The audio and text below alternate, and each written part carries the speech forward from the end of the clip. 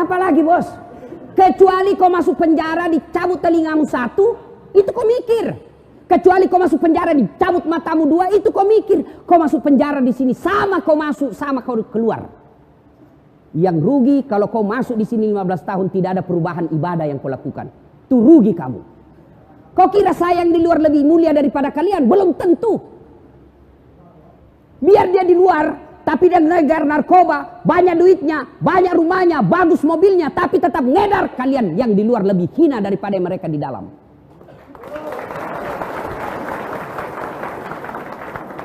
Yang hina itu kalau kau tidak mau tobat.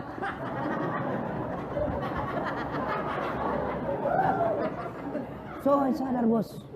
Akhirnya Ayub alaihissalam apa? Digoda istrinya. Akhirnya dia bilang istrinya, capek kak kalau begitu, tidak bisa kak urus kau yang. Kau tidak mau, saya tinggalkan kau. Dia bilang suaminya, Nabi Ayub, baiklah, silakan kau pergi.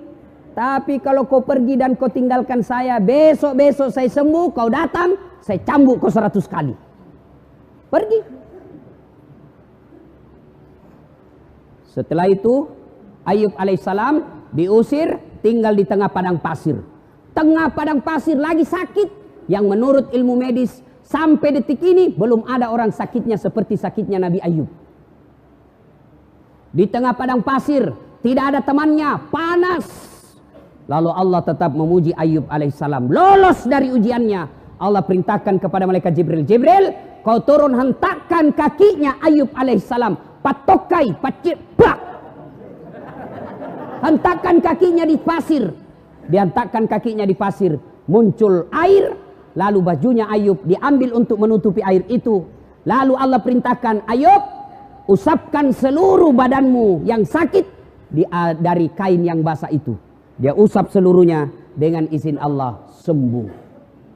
Ayub alaihissalam kemudian setelah sembuh, berupaya kembali, berdagang kembali, berniaga kembali, sukses.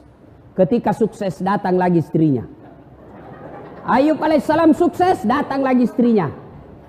Nah ini kan istri juga ada yang begini. Ketika kita baik, senang. Ketika kita susah, dia tinggalkan kita. Nah, pasti ada yang ngalamin. Pasti ada. Pelan-pelan mah kok bos. Kau yang salah. Hah? Apa? Istri cantik, masih muda. Kita kena vonis 10 tahun. Ketemu pantannya. Ikhlas mako saja. Apa boleh buat? Inilah akibat kesalahan. Tidak mungkin istrimu di luar yang masih 25 tahun, cantik pula, masih muda, kau mau dia ditunggu 10 tahun. Perempuan jarang yang mau itu. Pasti Nabi bilang, goodbye my darling. Ku sayang kok kak, tapi apa boleh buat? Saya tidak bisa kesepian di rumah. Daripada saya selingkuh, lebih baik kau ceraikan saya baik-baik. Saya menikah dengan laki-laki baik-baik. Saya doakan kau mudah-mudahan kau keluar dapat perempuan lebih baik dari saya. Kalau kau gelisah, nalah ni beda ikut tahu. Apa sudah? Makanya, itu kau yang salah. Jangan salahkan istrimu. Maka ketika gelisah kau seperti ini, kau tobat. Yang kau pikir bagaimana saya lari? Bagaimana saya lari? Kau lari keluar, tidak mungkin mau istrimu. Kenapa kau buronan? Jelas? Jadi kalau ada begini, Ayub ditinggal istrinya, setelah sukses datang lagi. Memang ada perempuan begini, memang ada. Datanglah istrinya, yang maafkan saya yang saya hilaf. Saya tidak tahan waktu itu bang. Kada menahan jar.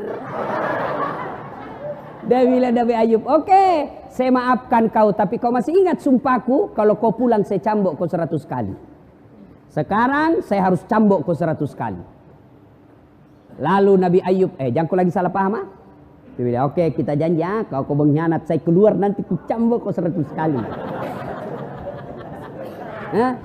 Masuk kau lagi penjara. Nabi Ayub alaihissalam datang istrinya, dia ambil cambuk. Dia mau cambuk istrinya 100 kali. Gimana caranya? Dia kumpul lidi. Tahu lidi? Tahu. Lidi yang kecil-kecil 100 batang. Lalu diikat menjadi satu, Lalu dia pukul istrinya. Di mana dia pukul istrinya? Di telapak kakinya. Sayangku, kau pernah berdurhaka, saya pukul kau 100 kali ya. Angkat telapak kaki kata yang. Nah, selesai. Memukul bukan untuk menyakiti, tapi memukul karena rasa cinta. Ini kau dipukul kau sekarang ini. Allah pukul kamu sekarang ini. Bukan dipukul di tinju mukamu. Tidak mentang-mentang saya pukul kau 100 kali. Papak.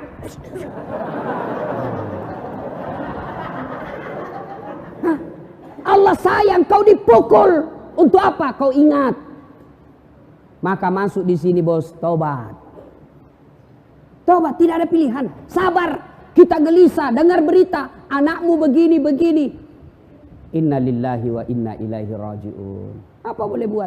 Ini hukumanku. Mudah-mudahan saya dihukum di sini menghapus dosa masa laluku. Bos, kalau kau begitu tenang hatimu di penjara. Masuk pagi kau pergi olahraga. Futsal. Sehat kamu. Kalau kau di tempat tidur berpikir bagaimana caranya saya bisa lari. Oh, jam sekian enggak bisa kau tidur dong. Pasrah kau saja. Kau dengar lagi istrimu. Oh, istrimu dibonceng cowok gagahnya. Lewat komen. Sabar kok. Ya, apa boleh buat? Ini resiko. Supaya istriku tidak berbuat maksiat. Insya Allah bulan depan saya ceraikan dia baik-baik. Supaya dia tidak berdosa dan saya juga tenang perasaanku. Kalau kau diponis 15 tahun, istrimu masih muda. Bahaya itu. Tapi kalau istrimu sudah 70 tahun,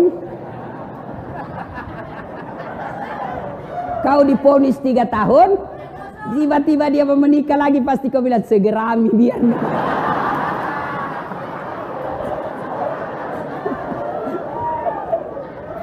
Nah ya, jadi sabar.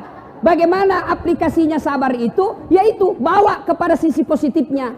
Saya masuk penjara ini karena Allah tahu kalau saya di luar saya overdosis. Saya masuk penjara sini Allah tahu kalau saya di luar saya ditembak mati kafir saya. Maka tenang perasaanmu. Saya apa yang kurang di sini? Kau di penjara. Kenapa memang? Saya akui saya salah. Ya memang inilah. Mudah-mudahan saya di penjara lepas dosa-dosaku. Daripada yang di luar koruptor, sogok kiri kanan, tidak pernah bertobat, tidak pernah masuk penjara, mati kau di penjara di dunia. Tidak ada artinya ketimbang penjaranya akhirat. Kalau api di dunia bos kecil. Api neraka 69 kali panasnya api di dunia. Ada di sini ada tato, mau dihapus tatonya? Ada. Coba kau kasih rokok. Bisa kok? Bisa. Bos, itu baru rokok. Itu api neraka 69 kali panasnya itu api di dunia. Baru rokok itu lompat maka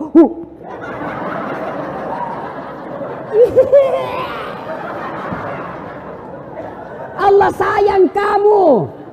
Allah sayang kalian semua. Ditunjukkan supaya kau berhenti masuk di sini, keluar kau menjadi orang baik. Sudah, tenang perasaan.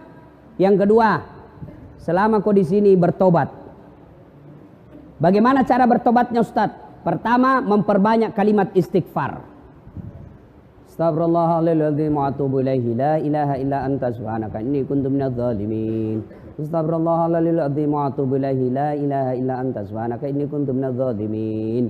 Terlalu panjang Ustaz, yang pendek mau astaghfirullahaladzim wa atubu ilaihi, astaghfirullahaladzim wa atubu ilaihi. Masih panjang Ustaz, yang paling pendek astagfirullah, astagfirullah, astagfirullah, astagfirullah, astagfirullah.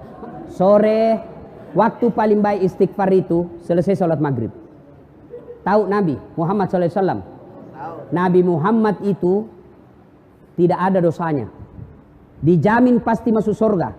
Tapi kata Nabi, 1 kali beliau duduk 100 kali istighfar. Tidak ada dosanya itu Nabi. Tapi 1 kali duduk 100 kali istighfar. Maka kalian kalau mau manfaat ini tempat, tidak ada kegiatan, kau duduk sambil lihat-lihat taman, sambil apa di dalam, kau istighfar.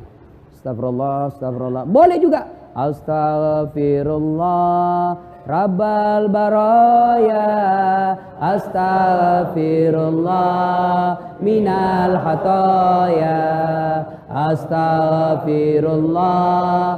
Rabbal baraya, astaghfirullah minal khataya. Itu ulang-ulang. Kau sedih, kau bayangkan lagi dosamu, istighfar. Kau bayangkan susahnya anakmu di luar, kasihan, kau sedih, perasaanmu tidak tega lihat anak kita sengsara. Istighfar, apa daya, inilah Allah kasih kita. Dalam hidup ini, orang beriman itu ada 6 imannya. Rukun iman itu ada 6. Satu diantaranya percaya kepada qada dan qadar, takdir baik maupun takdir buruk. Takdir baikmu ketika kau nikah, takdir burukmu kau ada di sini. Kau harus terima. Mau apa? Tidak ada orang suka di penjara, tapi inilah takdirmu. Tidak ada orang kena mau senang di sini, tapi ini Allah kasih. Oke, innalillahi wa inna ilaihi rajiun. Perbanyak saja istighfar. Astagfirullahaladzim wa atubu ilaih. Astagfirullahaladzim wa atubu ilaih. Astagfirullahaladzim. Tiba-tiba cewek penghuni, ada juga penghuni perempuan sini? Oh, tidak ada? Ah, syukurlah. Kalau tiba-tiba lihat film-film porno, kau siksa dirimu itu, bos. Itu namanya kau cari penyakit. Jangan kau nonton. Selama kau tidak nonton, kau tidak akan pikir. Selama kau nonton terus, hancur kau. Maka berhenti kau nonton. Sekamarku, Ustaz, saya tidak nonton, tapi saya dengari. Tutup telingamu. Ya, istighfar saja. Astagfirullah. Begitu ada rasa sedih, rasa cemas, ada pikiran galau, istighfar. Astagfirullah. Nah, itu aja. Coba amalkan itu, bos. Amalkan itu. Yang kasih tenang perasaan itu, taubat. Astagfirullah. Masih kencang, astagfirullah.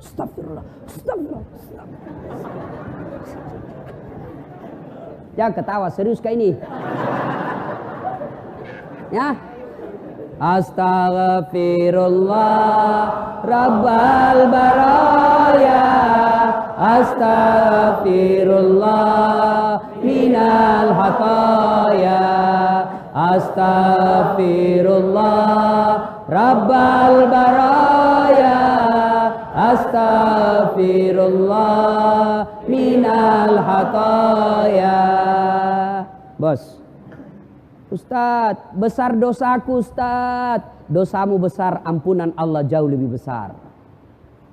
Dalam hadits qudsi Allah jelaskan, andai kau datang membawa dosa, penuh langit, penuh bumi dosamu, wala tai'asu mir rauhillah, kata Allah. Jangan kau putus asa, jangan kau kecil hati. Dosamu besar, ampunanku jauh lebih besar daripada dosamu. Coba. Jadi yang masalah bukan dosa.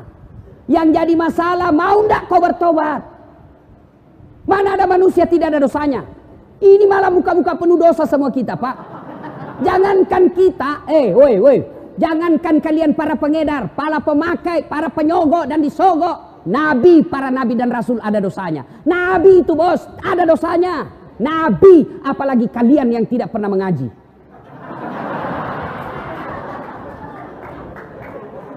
Bukan dosa masalah kita, saudaraku. Bukan kesalahan masalah kita, saudaraku. Masalah kita adalah mau tidak kita bertobat dan tidak mengulangnya. Itu masalahmu. Datanglah anak muda. Ya Rasulullah, nak kena kabala. Kena saya musibah ya Rasul. Kenapa? Saya berhubungan suami istri siang hari Ramadan. Berhubungan suami istri.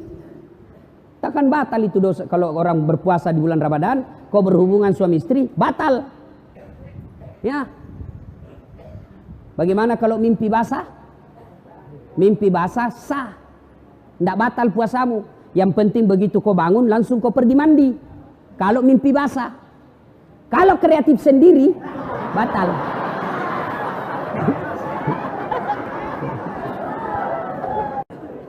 Ya Rasulullah, nak kena kabala. Saya kena musibah. Kenapa? Saya berhubungan suami istri di siang hari. Kata Nabi, wah besar dosamu bos. Kau puasa 60 hari berturut-turut, kafarat namanya. Berapa ya Rasul? 60 hari berturut-turut. Bah, enggak salah. 1 bulan saja saya lepas. Apalagi 2 bulan, mati saya ya Rasul. Kata Nabi, kalau begitu kau kasih makan fakir miskin di kampungmu. Fakir miskin, iya. Kau pulang kampungmu kasih makan. Saya orang miskin ya Rasul. Kata Nabi, ya baiklah, ambil kurma Nabi, ambil roti, bawa pulang, cari orang miskin di kampungmu, kasih makan ini. Kata ini orang, saya paling miskin di kampungku. Ini yang saya bilang tadi, sudah miskin kurang ngajar lagi. Kalau kau miskin, jangan kau banyak gayamu.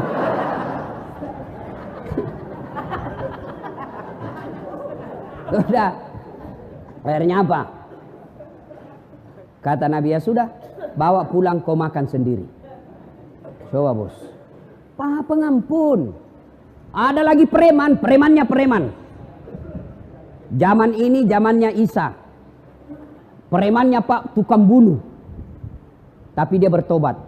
Lalu dia datang kepada Pak Pendeta. Pak Pendeta, kira-kira diampuni enggak dosaku? Apa dosamu anak muda? Dia bilang, saya ini tukang pembunuh. 99 orang saya bunuh. Wih, banyaknya. Saya tidak mau dia 100, makanya saya bertobat. Diampuni enggak dosa saya? Wah, kau enggak diampuni dosamu. Pergi kau dari sini. Marahin anak muda digertak. Dia tikam pula itu pendeta. Pak! Mati lagi. Tapi dia tidak putus asa. Dia cari pendeta yang lain. Pak Pendeta, kira-kira diampuni enggak dosaku? Apa dosamu? Tadinya sebenarnya cuma 99 orang saya bunuh. Cuma ada di sana lagi kasih jengkel saya. Cukup 100. Kira-kira diampuni enggak dosa saya? Kata pendeta ini, anak muda, dosamu besar, ampunan Allah jauh lebih besar. Kalau kau betul-betul bertobat, kau datang di sebelah desa, ada desa di situ tempatnya guru dan orang-orang bertobat, kau ke sana. Senangin anak muda. Jalan sambil istighfar, astagfirullah, astagfirullah, alhamdulillah, Allah, alhamdulillah. Di perjalanan meninggal. Belum sampai di tempat meninggal. Ribut malaikat penjaga surga dan penjaga neraka. Kuis. Jangan jawab sama-sama, angkat tangan. Siapa yang tahu namanya malaikat penjaga surga? Ah ini. Sini dulu bos. Oh ya di situ mangkong. Ridwan.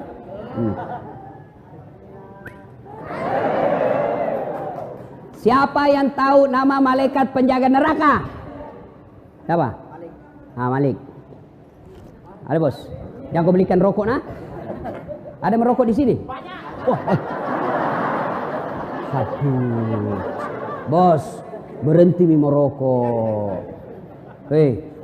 Seluruh ulama di Timur Tengah mengatakan rokok itu haram. Bagaimana perasaan mau tenang kalau kau tidak mau berhenti merokok? Nah bilang justru kalau saya merokok saya tenang. Itu setan bos. Kalau ada bilang tidak jalan otakku kalau saya tidak merokok, bohong. Bohong itu. Buktinya Ramadan jalan di otakmu. Saya tidak bisa berhenti. Memang kau tidak bisa berhenti tanpa hidayah dan pertolongan Allah.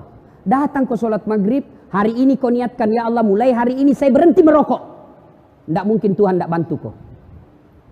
Kalau kau bilang berhenti mas Ustaz, 1 kali mami 1 hari, belum itu bos. Dan itu perokok itu kayak orang beleng-beleng. Tahu beleng-beleng toh? Coba lihat itu perokok. Ini aja nak kerja. Tidak tahu apa nak pikir. Isap, buang. Itu aja nak kerja 5 menit. Sekali-kali isap, kunyai. Sayang-sayang itu uangmu 25.000. Kunyai. Jangan kau buangi uang itu bos. Ada perokok di sini? Berhentilah saudara ya. Saya doakan, bayangkan itu saudara-saudaraku, itu pembeli rokokmu kau tabung 25.000 1 hari, kau kasih masuk di sini, mudah-mudahan itu yang 25.000 kau tabung akan menjadi kendaraan Mercy-mu nanti di akhirat. Kau tabung kasih anakmu setiap datang 25.000, tabung cukup 1,5 juta, bungkus baik-baik kirimkan anakmu. Nak, jaga mamamu di rumah baik-baik. Saya dosa nak. Jangan kau ikuti saya sudah tahu ini akibat saya salah, saya percayakan kamu sebagai kepala rumah tangga nak. Ini uangku 1 juta sebagai wujud penyesalanku kepadamu. Keluar itu air matanya anakmu baca itu suratmu. Malah kau bilang nak, jangan kau lupa bahwa kau ngerokok 1 selop. Ya kau ketawa, serius orang ini. Coba. Kan itu narkoba masuk sama kamu dari awalnya rokok. Iya toh? Mulai dari rokok. Rokok, mau rasa yang lain. Penasaran. Tadinya nak kasih gratis kok. Sudah kecanduan, pima kau cari. Kenapa tahu Ustaz? Ku baca. Dan kau lagi bilang saya pelaku. Bisanya itu. Tuh. 2. Cara bertobat yang pertama istighfar. Pak, amalkan coba hari ini. Kalau kau gelisah, tidak tenang perasaanmu, istighfar kau. Astagfirullah. Kalau nak kau bikorang, so alim, biar mi bos, saya takut gas. Astagfirullah. So alim, biar mi, kampunganmu biar mi, daripada kau tidak ada kampungmu. 2. Cara bertobat. Yang kedua, setelah memperbanyak istighfar, cara kedua adalah memperbanyak solat sunat taubat. Bagaimana caranya solat sunat taubat? Sama solat sunat yang lain. Sama solat taraweh. Sama solat tahiyatul masjid. Sama, cuma beda niat. Kalau tahajud, niatnya tahajud. Duha, niatnya duha. Kalau tobat, niatnya tobat. Bagaimana niatnya? Niat itu Pak, tidak harus diucapkan. Tidak harus diucapkan oleh bibir. Niat itu bahasa hati, biar kau tidak ucapkan sah. Kalau mau ucapkan solat taubat, boleh. Niatnya begini. Usalli sunnatal taubat. Raka'ataini lillahi ta'ala. Bahasa Indonesianya, saya niat sholat sunat taubat 2 rakaat. Sunnah hukumnya bagi saya lillahi ta'ala. Allahu Akbar. Saya bahasa Bugis, uniakang masampaja sunat taubat 2 rakaat. Sunnah iri seseku sabah Allah ta'ala. Allahu Akbar. Sudah. Tidak hafal itu Ustaz. Ambil jalan pintas. Berdiri tegak, menghadap kiblat. Baru bilang maki begini. Tuhan, sembah sunat taubat karena Allah.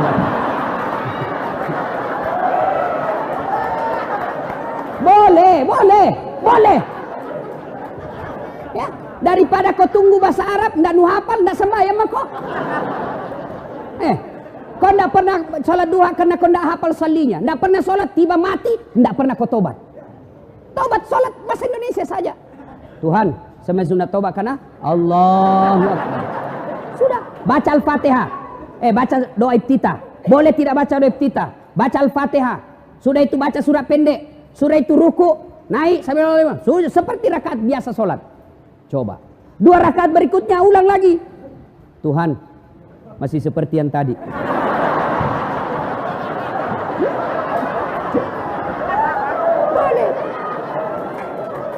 Boleh bos, boleh. Ada anak muda masuk masjid, jalan.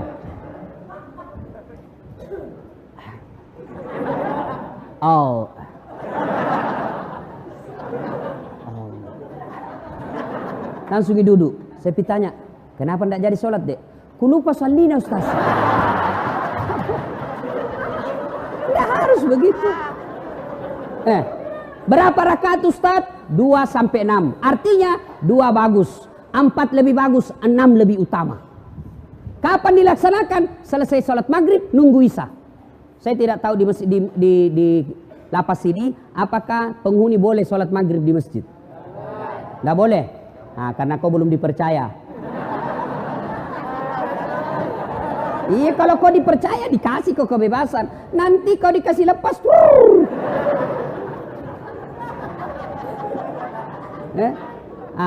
Tapi kan kau tidak dilarang sholat di ruangan toh? Nah, kau sholatlah di situ. Sholat maghrib 3 rakaat selesai, langsung ke sholat taubat. Minta ampun kepada Allah. Sholat taubat, kapan taubatnya Ustaz? Sujud terakhir. Sujud terakhir, kau taubat di situ. Bagaimana? Jangan kau pakai bahasa Arab. Nanti bingung malaikat. Kalau kau pakai bahasa Arab, tidak tahu artinya. Bingung malaikat. Apa maksudnya ini?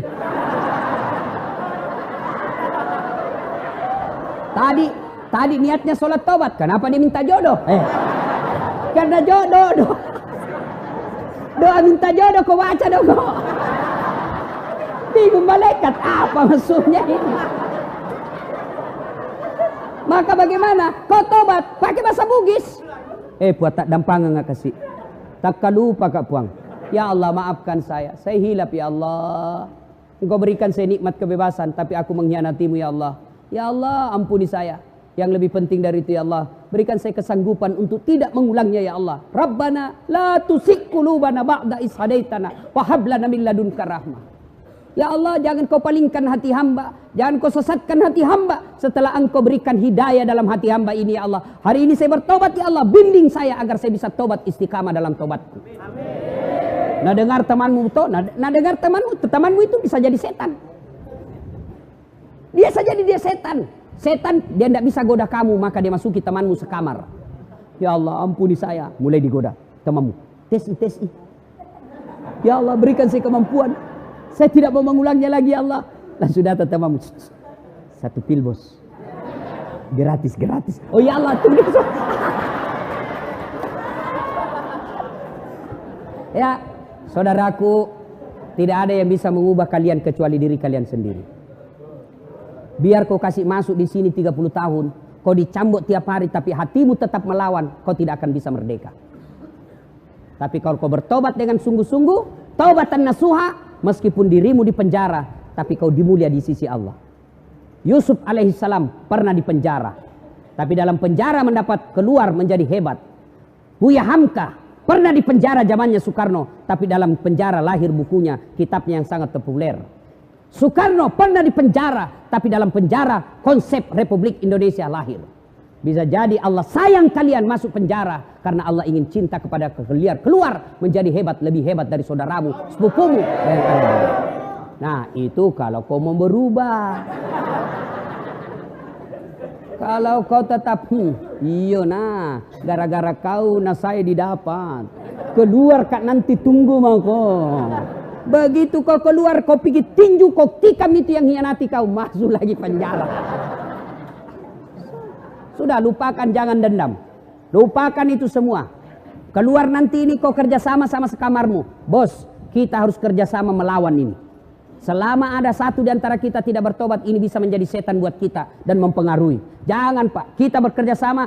Ayo, ada macam-macam di antara kita harus saling mengingatkan. Itu yang disebut amar ma'ruf nahi mungkar. Ya ayyuhalladzina amanu tuba ilallahi taubatan nasuha. Hebatnya Tuhan tak bos, beda dengan manusia. Kau hianati saya, kau datang minta maaf. Ustaz maafkan saya. Kenapa? Ada dulu itu yang hilang. Kau paling ambil barangku. Pantas hilang, ternyata kau yang ngambil. Saya maafkan kau, tapi jangan kau lagi lewat depan rumahku. Masih ada syaratnya bos. Allah, kau datang membawa dosa kata Allah. Kau datang dengan berjalan, aku datang menyambutmu dengan berlari. Kau datang berlari, maka aku datang merebutmu. Coba. Maka Allah cuma minta taubatan nasuha. Hebatnya Allah, kau banyak dosa, datang bertobat. Janji Allah, innallaha yuhibbut tawwabina. Saya cinta kepada hambaku yang bertobat. Inilah saja tausiah kita, mudah-mudahan ada manfaat. Saya perlu lurus. Woi, belum pi. Jangan dulu berdiri. Belum. Bos, saya perlu luruskan. Tadi kan saya masuk itu dibilang, jangan cipika-cepiki, jabat tangan saja. Bukan sombong, bukan angkuh. Tapi kalau cipika-cipiki, bisa 1 jam baru sampai di sini. Itu sebabnya ya. Ya jabat tangan saja. Kalau cipika-cipiki lama, nah saya buru-buru mau ke bandara. Bukan saya tidak mau. Tadi subuh juga ada cipika-cipiki. Tebal nak kumisnya. Kalau cipika-cipika pipi sama pipi, ini hidungnya sama kumisnya.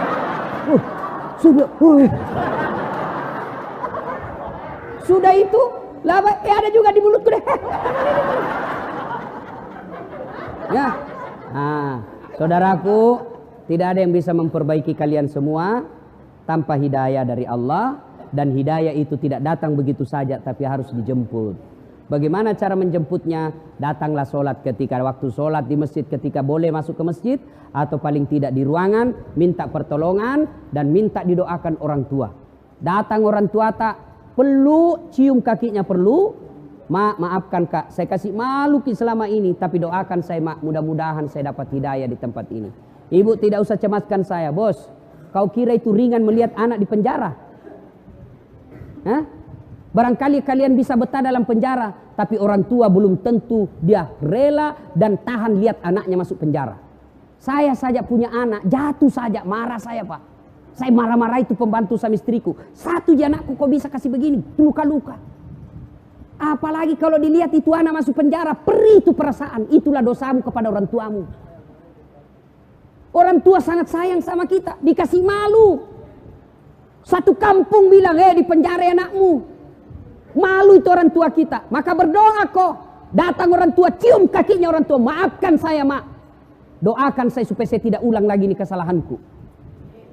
Kalau orang tuamu sudah senang sama kamu, maka kasih tahu, Mak, jangan Mak terlalu sering datang ke sini. Ya. Doakan saja saya tenang. Kan tidak gampang itu bos datang lihat. Malu rasanya kita. Satu-satunya lagi anak. Kau yang diharapkan menjadi orang baik, ternyata masuk penjara karena kehilafanmu, maka muliakan orang tuamu, minta maaf, lalu perbaiki, dan jangan kau selalu kasih berita jelek. Mak, dipukul kak lagi, jangan, karena pasti tidak bisa tenang kasihan perasaannya. Mak, tenang Maki, saya bisa hadapi hidupku, ini saya sudah dewasa, ibu tidak usah cemas, saya bisa hidup dalam sini, ibu tenang saja, doakan saja saya bisa beriman dengan baik. Ya, demikian, mudah-mudahan ada manfaat. Saya masih mau berlama-lama, tapi waktu jual yang membatasi kita. Terima kasih kepada Ormas Pandawa, cocok itu ya, Pandawa berapa? Pandawa Kalimantan yang mengundang saya datang ke tempat ini. Terima kasih Pak Kalapas, siapa namanya yang menghubungi saya lupa. Pak Tamrin yang memberikan waktu untuk kami datang di tempat ini. Terima kasih saudara-saudaraku semua ya. Terima kasih Haji Rizal 77 Pon yang telah datang selama saya berada di Samarinda.